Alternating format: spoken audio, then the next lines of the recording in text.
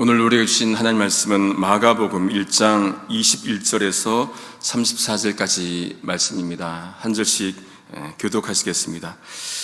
저희가 가버나움에 들어가니라. 예수께서 곧 안식일에 회당에 들어가 가르치시매 무사람이 그의 교훈에 놀라니 이는 그 가르치시는 것이 권세 있는 자와 같고 서기관들과 같지 아니함일러라. 마침 저희 회당에 더러운 귀신 들린 사람이 있어 소리질러 가로되 나사렛 예수여, 우리가 당신과 무슨 상관이 있나이까? 우리를 멸하러 왔나이까? 나는 당신이 누구인 줄 아노니 하나님의 거룩한 자니이다.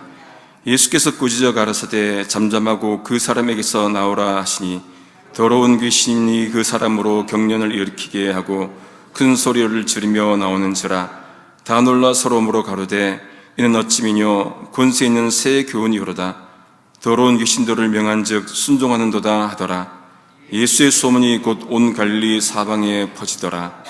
회당에서 나와 곧 야고보와 요한과 함께 시몬과 안드레의 집에 들어가시니 시몬의 장모가 열병으로 누웠는지라. 사람들이 곧 그의 일로 예수께 여짜온대 나아가사 그 손을 잡아 일으키시니 열병이 떠나고 여자가 저에게 수종드니라. 저물어 해질 때 모든 병자와 귀신 들린 자를 예수께 데려오니 온 동네가 문 앞에 모였더라.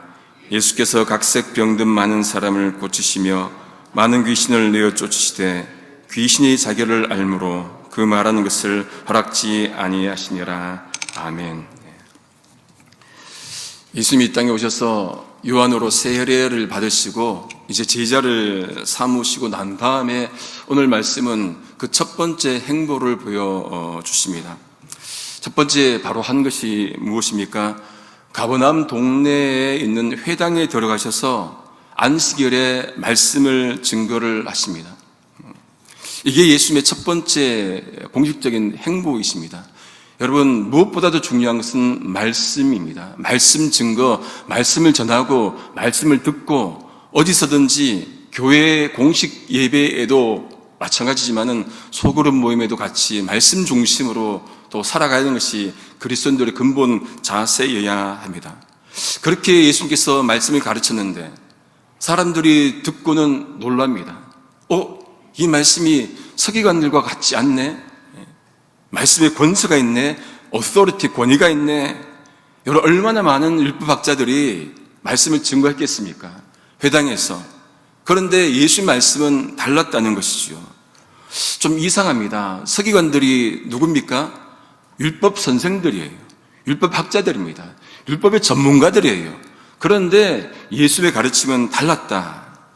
권위가 있다. 그렇게 말씀을 합니다. 그들은 진정한 권세를 발견을 했을 겁니다. 율법학자들에게도 권위가 있었겠죠. 왜 없었겠습니까? 한데 그 권위는 정말로 어떤 의미에서 권위적이었을 겁니다. 강제성을 띈 면이 많았을 거예요. 그런데 여러분, 우리가 권위와 권위적인 것을 구분하듯이 진정한 권위는 권위적이지 않지요. 강제적이지 않습니다. 근데 사실 세계는, 이 현실 세계는 강제적인 것, 권위적인 것에 따라서 굴러가요. 그러나 권위는 일시적으로 사람을 복종시킬 수 있지만은 그 마음을 사로잡지는 못합니다. 강제적 권위는 말이죠. 그런데 마음을 사로잡는 권위야말로 진정한 권위일 겁니다. 예수님은 그것을 보여줬을 겁니다. 마음을 사로잡는 권세, 그 권세를 보여줬으니까 사람들이 서기관과 같지 않네, 그렇게 반응을 했던 것이죠. 그렇게 말씀을 증거하실 때 때마침 회당에 누가 있습니까? 귀신 들린 자가 있었습니다. 예수님께서 그에게 먼저 말씀을 하신 것이 아니라 그가 예수님께 반응을 합니다. 나사렛 예수여, 안 것이지요. 우리가 당신과 무슨 상관이 있습니까? 이렇게 반응을 했습니다. 뜬금없는 말이죠. 귀신 들린 자는 자신의 영역에 들어온 사람들이 별로 없었을 거예요. 살면서 모든 사람들이 와서는 그냥 알아서 피해가고 길 내주고 누가 함부로 자기에게 말 걸겠습니까? 한편으로 얘기하면은 정말로 편한 삶을 살았을 거예요. 시비 거는 사람도 없었을 거고. 그런데 예수님은 좀 달랐습니다. 예수님은 그 허물을, 그 영역을 넘어뜨리시는 거예요. 그 영역에 개의치 않습니다. 경계선을 넘어섭니다. 그랬더니 귀신 들린 자가 어떻게 합니까? 우리가 당신과 무슨 상관이 있습니까? 세 번에 물어보면은 왜 우리를 간섭합니까? 이 얘기예요. 왜 넘어옵니까? 왜 간섭합니까? 그냥 가던 길 가십시오. 이 얘기인 것이죠. 여러분, 우리는 우리의 영역을 넘어서는 사람을 그렇게 편하게 받아들이지 않습니다. 누군가가 자기의 삶의 영역 안으로 갑자기 들어오면은 불편해해요. 이건 내 영역인데, 내가 이거 최고인데, 누군가가 나타나서 갑자기 들어오면은 불편하고 불안감을 느낍니다. 그게 보통 사람들의 마음인 거죠. 그랬더니 그 다음에 귀신 들린 자가 어떻게 반응을 합니까? 왜 나와 상관합니까? 무슨 상관입니까? 하고 난 다음에 바로 나온 말이 뭡니까? 우리를 멸하려고 왔습니까? 없애려고 왔습니까? 제거하려고 왔습니까? 그렇게 반응을 하죠. 당연한 반응입니다. 모르는 자와 관계는 늘 이렇게 불편합니다. 여러분, 모르는 사람들이 싸울 때 주로 하는 말이 뭡니까? 길거리에서 막 싸워요. 모르는 사람들이. 운전하가도 만나서 싸웁니다. 그러면 나와서 한 말이 뭐죠? 당신 뭐야? 이거잖아. 당신 뭐야? 갑자기 존재론적 질문을 던집니다. 당신 누구야? 그럼 뭐라 대답합니까? 우리는 사람들과 만날 때, 대화할 때 함부로 들어오는 사람들에 대해서 이 질문을 많이 던지기도 합니다. 무슨 상관이야? 근데 사람은 원래 관계적 존재예요. 말틴 부버 아시죠? 말틴 부버 유대인 철학자였죠. 나와 너라는 이히 운트 두 아옌다우 책에서 이런 말을 합니다. 처음에 태초에 관계가 있다. 태초에 관계가 있다. 그런 말을 합니다. 여러분, 삼일체 하나님도 관계적 존재이십니다.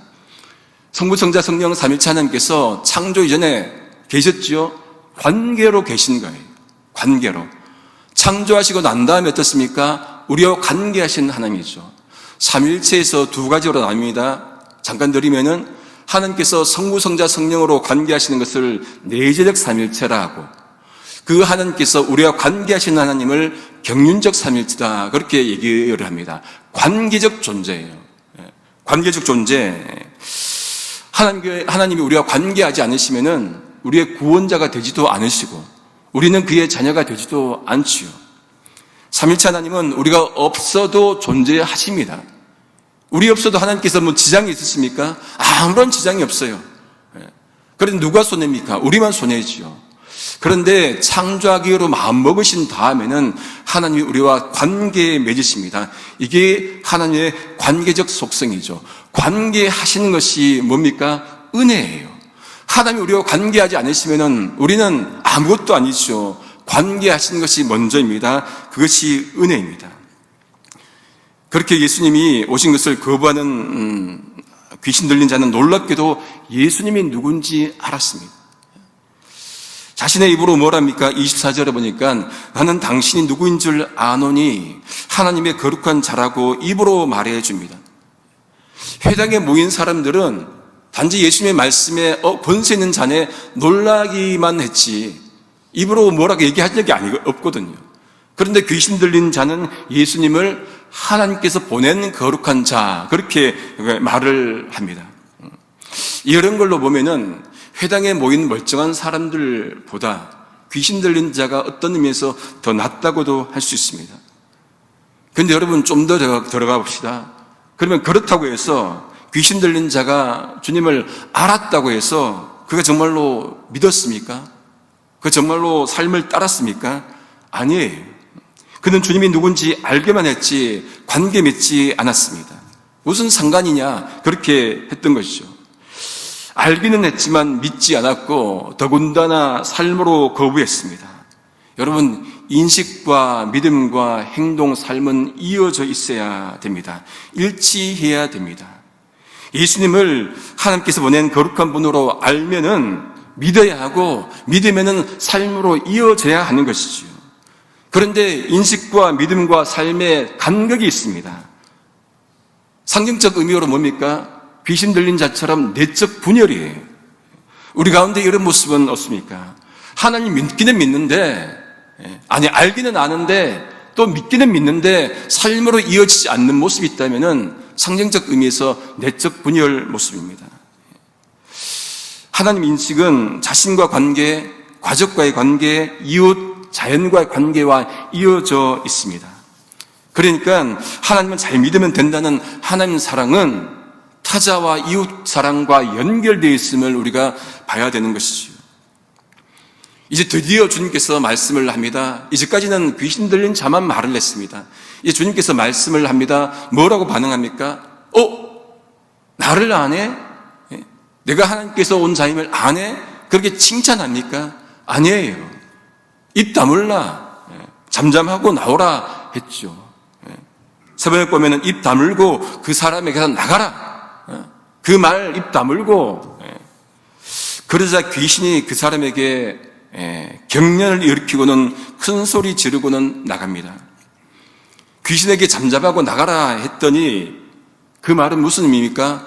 그곳은 너가 있을 곳이 아니야. 그 사람에겐 너가 있을 곳이 아니야. 그 말인 것이기도 하죠. 귀신이 자아를 지배하면은 여러분 귀신이 주인이잖아요. 귀신을 쫓아내야 그 사람이 삶을 주체적으로 살 수가 있겠지요. 그렇게 자아를 지배하고 있는 귀신에게 입 다물고 나오라 했을 때 갈등이 생겼을 겁니다. 어떤 갈등입니까? 나오고 싶지 않은 귀신과 나와야만 되는, 나올 수밖에 없는 그 상황 사이에 갈등이 있으니까 뭐로 나타납니까? 경련으로 나타나시오. 우리로 하여금 삶으로 주님을 따르지게 못하게 만드는 현대적 의미의 귀신은 나사렛 예수의 이름으로 쫓아내야 됩니다. 우리 삶 가운데 내적 분열을 이렇게 만드는 그것이 있다면 쫓아내야 되는 거죠. 무엇으로요? 우리의 능력으로 아니고 예수님의 권능의 힘으로, 예수님의 말씀으로 우리에게 내적 자아를 분열시키는 것이 있으면 쫓아내야 된다는 말씀이죠. 나사렛 예수의 이름으로 쫓아나가라 말씀을 선포해야 됩니다. 입 다물고 나가. 입 다물고. 하나님의 아들 예수에 대한 인식이 삶으로 이어지지 못하는 것은 그것을 누군가가 이야기하면 깨달아야 합니다. 그 과정에 몸에 경련이 있다 하더라도 그것에 수용해야 합니다. 그것이 존재의 고민이겠지요. 귀신이 나오자 또 누가 반응을 합니까? 사람들이 반응을 합니다. 서로 물어봅니다. 무슨 일이지? 27절에 보니까 도대체 어떤 일이지? 이것은 새 교훈이네. 권세 있는 새로운 교훈이네. 귀신에게 명한 즉 순종하는도다. 이 사람들이 반응을 그렇게 놀랍니다. 귀신을 쫓아내니까 놀라는 거예요. 여러분, 군중은 신기한 것에 놀랍니다. 이적엔 놀라요. 그런데 그뿐이에요. 더 이상 넘어가지 않습니다. 거기까지예요. 놀라기만 합니다. 복음은 여러분 놀라는 것에 있지만 않습니다. 복음은 사람들로 하여금 변화시키는 것이죠. 거기에 머물러 있지 않고 삶을 살도록 만들어주는 게 복음입니다. 놀라는 것 마술사도 하지 않았습니까? 여러분, 하나님께서 이스라엘 백성들에게 출애굽시키실 때 재앙을 주시잖아요. 그때 마술사도 몇 가지는 했습니다. 물을 피로 만드는 것 마술사도 했지 않습니까? 개구리 가득하게 한 것 마술사도 한 거예요. 신기합니까? 놀랍습니까? 누구도 할 수 있는 거라는 얘기인 것이죠. 복음은 이적만을 추구하는 것이 아니라 한 사람을 하여금 변화시켜서 주님을 따르게 하는 데 있습니다. 이렇게 했을 때 예수님에 대한 소문이 온 갈릴리 지방에 퍼집니다. 무엇을 느낄 수 있습니까? 귀신 들린 자도 하나님의 쓰임 받을 수 있네. 그것을 우리가 배울 수 있는 것이죠. 우리는 그보다 못합니까? 귀신 들린 자도 어떻게든 하나님 말씀에 쓰임 받잖아요. 우리를 통해서 말씀이 번져나가야 됩니다. 교회에서 이 불튼 지역에서 오렌지 카운티를 넘어서서 LA, 온 미국 전역, 세계로 번져나가야 됩니다. 이렇게 회당에서 말씀을 증거하시고 병 고치시고 난 다음에 이제 무엇 하십니까? 나오셔서 곧 야고보와 요한과 함께 시몬과 안드레 집에 가십니다. 곧 이걸 주목을 하셔야 됩니다. as soon as, 곧바로 가십니다. 신방 가시는 것이죠. 예수님의 사역에는 쉼이 없습니다. 일하시는 하나님, 쉬지 않으시고 일하시는 하나님, 하나님은 창조하신 다음에 쉬셨습니까? 마치 시계공이 시계를 만들어 놓고 할 게 없잖아요. 그런 것처럼 뒤로 물러나 있습니까? 아니에요. 창조하고 난 다음에 지금은 또 살펴보시고 지금 또 일하시는 하나님이십니다. 찬양곡 중에 시선이라는 곡이 있죠. 시선. 모든 시선을 주님께 드리고 살아계신 하나님을 느낄 때 내 삶은 주의 역사가 되고 그 다음 뭡니까? 하나님이 일하기 시작하네. 주가 일하시네 가사도 보시면은 주가 일하시네, 주가 일하시네. 죽게 아끼지 않는 자에게 주가 일하시네, 주가 일하시네. 신뢰하며 걷는 자에게. 하나님은 지금 또 일하시는 하나님, 가만히 계시지 않으시고 일하고 계시는 하나님. 역사가 돌아가는 것도, 이 하루가 돌아가는 것도 우리가 한 것은 아무것도 없지요. 하나님이 일하고 계시기 때문에 돌아가는 것이요. 그 일하시는 하나님을 본받아서 예수님도 쉼없이 일하십니다. 예수님의 목회이기도 하죠. 뭡니까? 말씀 증가하고, 또 하나는 귀신 들린 자 또 쫓아내기도 하고, 또 신방하기도 하고, 돌봐주기도 하는 것을 볼 수가 있습니다. 학교에서 강의하다 와보니까 강의와 설교는 좀 비슷하니까 좀 이렇게 괜찮은데 돌봄에 대해서는 제가 많이 못했습니다. 강의하다 보니까 많이 못했죠. 많이 배우기도 합니다. 가르침과 돌봄, 이게 두 가지가 병행이 이루는 게 맞는 것 같습니다. 예수님께서 그 집에 들어가 보니까 시몬의 장모가 열병으로 이제 누워 있습니다. 사람들이 사정을 얘기를 예수님께 해드립니다. 근데 예수님이 듣고는 못합니까? 가만히 계십니까? 기도만 하십니까? 아니에요. 31절을 제가 세 번역으로 한번 읽어드리겠습니다. 예수께서 그 여자에게 다가가셔서 그 손을 잡아 일으키시니 열병이 떠나고 그 여자는 그들의 시중을 들었더라. 제가 강조점을 달리해서 한번 더 읽어드리겠습니다.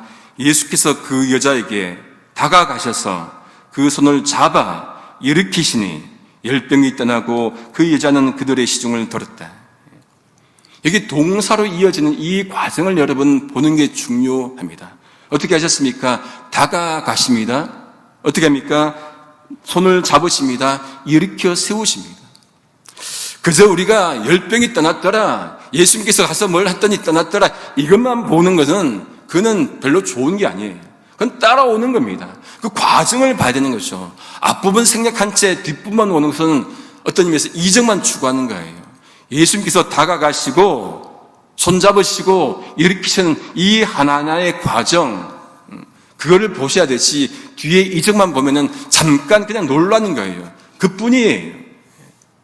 한 존재에 대한 예수님의 그 관심, 한 존재에 대한 그 따뜻한 마음, 그 마음을 우리가 볼 수가 있습니다. 시몬의 장모에게 가장 필요한 것은 바로 낫는 거죠. 낫게 해주셨습니다. 그랬더니 시몬의 장모가 어떻게 반응합니까? 일어나서 시중을 들지요. 여러분, 은혜 받은 삶은, 은혜 받은 자는 은혜 받은 삶이 있어야 합니다. 은혜 받은 것으로 끝나는 게 아니라, 은혜 받고 아멘, 나만 좋은 것이 아니라 은혜 받은 삶으로 나아가야 합니다. 예수님이 시몬의 장모까지 열병에서 구해주자 이제 또 어떤 일이 벌어집니까?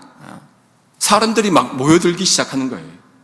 해질 때 사람들이 모든 병자와 귀신 들린 사람을 데려옵니다. 동네 사람들이 다 예수님 계신 곳에 모여듭니다. 근데 이들이 주님을 믿어서 모였겠습니까? 신기한 일이 일어났으니까 일단은 모이는 것이겠죠. 그럼에도 불구하고 하나님의 역사는 여러분 어디서든지 일어난다는 것을 볼 수 있습니다. 역사가 일어나는 곳에 사람들이 모여듭니다. 진짜로 주님을 만났든 그렇지 않든 예수님을 증거할 수 있는 귀한 기회이지 않습니까? 우리가 모이는 곳에, 그것이 교회든 소그룹이든 가정이든 구역이든 어디든 하나님에 대한 소문이 드러나는 그런 모임이 되어야 합니다. 예수님께서 그곳에 모인 병자들을 고쳐주십니다. 귀신도 또 쫓아내 주십니다. 쉬지 않고 일하십니다. 귀신들이 주님을 알지만은 그 말하는 것을 허락하지 않지요. 오늘 말씀이 이렇게 끝이 납니다. 말씀을 정리를 합니다. 하늘 보좌를 버리시고 이 땅에 오신 예수님, 두 가지 말씀 증거하시고 병자들을 고쳐주셨습니다. 우리 주님께서는 백성들의 영과 육을 함께 돌보셨습니다. 여러분, 복음은 영만을 추구하지 않아요. 복음은 영과 육 모두에 관심 있는 통전적인 것입니다. 우리 주님도 신성과 인성 가진 통전적 분이셨습니다. 기독교도 교회와 세상을 통전적으로 바라보면서 복음으로 변화시키는 통전적이어야 합니다. 이러한 온전한 복음, 통전적 복음을 가지고 그것을 받아들여서 온전한 주님의 제자 될 수 있기를 성부, 성자, 성령 삼위일체 하나님의 이름으로 소망합니다. 기도하시겠습니다. 존귀하신 아버지 하나님, 감사합니다. 우리와 관계 맺기 위해서 오신 예수님의 은혜에 감사합니다. 우리 고정관념으로 오신 예수님을 멀리하지 않게 하여 주옵소서. 말씀을 증거하시고 돌보신 주님을 본받아서 우리도 주의 말씀을 증거하고 함께 신앙생활을 하는 교도를 위해 기도하고 돌보는 우리가 되게 하여 주옵소서. 페루 아마존 선교 가신 담임 목사님과 선교팀을 주님께서 붙들어 주십시고 돌아오는 그 시간까지 건강시켜 주옵소서. 거룩한 주일을 준비하는 이날 정말 온전히 기도하는 마음으로 준비하는 이날 되게 하여 주옵소서. 예수님의 이름으로 기도드립니다. 아멘.